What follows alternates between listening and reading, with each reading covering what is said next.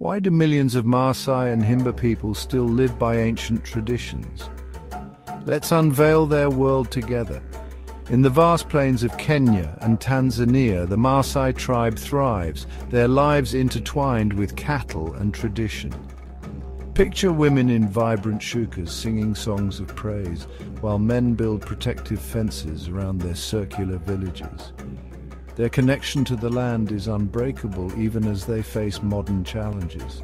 Now journey with us to Namibia, where the Himba tribe paints their bodies with red ochre, a symbol of beauty and protection.